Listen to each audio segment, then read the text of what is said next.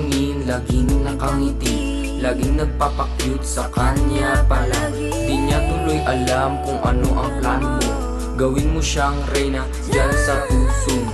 Alam na ng lahat ang iyong nadarama, alam mo rin naman na type ka rin niya. Alam mo naman ang cellphone number niya, kung nahihiya ka, i-text mo lang siya.